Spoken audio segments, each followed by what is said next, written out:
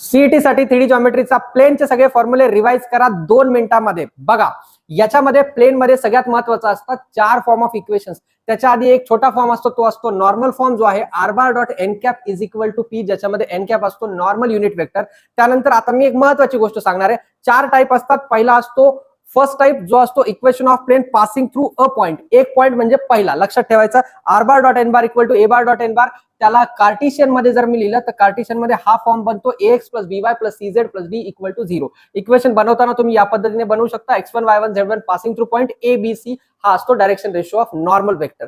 त्यानंतर vector equation of plane passing through a point and parallel to 2 non zero vector. दुसरा type म्हणजे 2 non zero वेक्टरला parallel. एकदम सोपं, लक्षात ठेवायला. r bar dot b bar cross c bar equal to a bar dot b bar cross c bar. यालाच आपण r bar equal to a bar plus lambda b bar plus mu c bar लिहू शकतो, जो आहे parametric form. याच्यावरही direct प्रश्न विचारला जातो.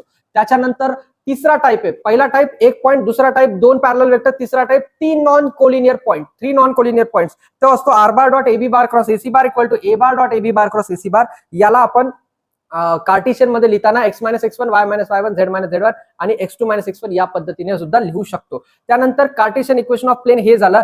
x bye a plus y bye b plus z bye c equal to 1 हा असतो इंटरसेप्ट फॉर्म. प्लेनचा महत्वाचा टाइप आहे. x bye a y bye b z bye c a b c r x intercept y intercept z intercept. ठीक आहे. त्यानंतर चौथा type equation of plane passing through intersection of 2 plane. Intersection जर का असेल तर वेक्टर पेक्षा कार्टिशियन लक्षात ठेवा. पहिला प्लेन प्लस लॅम्बडा इंटू दुसरा प्लेन इक्वल टू 0. पहिला प्लेन प्लस लॅम्बडा इंटू दुसरा प्लेन. त्यानंतर अँगल बिटवीन 2 प्लेन असेल तर cos theta, angle between line and plane असेल तर साइन थिटा असतो. प्लेन मध्ये अँगल असेल तर a1 a2 plus b1 b2 plus c1 c2 आपला नॉर्मल वेक्टर सारखाच फॉर्म्युला. परपेंडिक्युलर असेल तर परपेंडिक्युलरची condition a1 a2 plus b1 b2 c1 c2 0. Parallel असेल तर हे प्रपोर्शन मध्ये असतं. तर हे डायरेक्ट आहे. फक्त लक्षात ठेवायचं याचं angle between line and plane घेताना आपल्याला साइन थिटा घ्यावा लागतो. साइन थिटा हा असतो नॉर्मल वेक्टर आणि लाईनच्या पॅरलल वेक्टर मध्ये. इथे फक्त कंडिशन थोडी वेगळी आहे, नीट बघा. Line and plane are parallel असेल तर b bar n bar perpendicular असतं. लाईन अँड प्लेन जर परपेंडिक्युलर असेल तर b bar n bar parallel असतं. त्याच्यानुसार कंडिशन चेंज होते.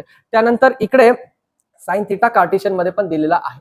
त्यानंतर कंडिशन ऑफ कोप्लेनारिटी लक्षात ठेवताना हा वाला फॉर्म्युला लक्षात ठेवा. x2 minus x1 y2 minus y1 z2 minus z1 a1 b1 c1 a2 b2 c2.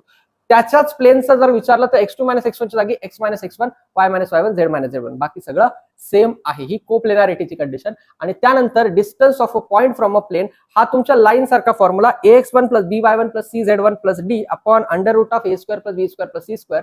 आणि डिस्टन्स बिटवीन 2 पॅरलल प्लेन जर विचारलं तर d1 minus d2 upon under root a square plus b square plus c square. महत्वाचा topic आहे. Plain सोडायचा नाहीये. सगळे फॉर्म्युले properly revise करा. भेटूयात पुढच्या लेक्चरमध्ये.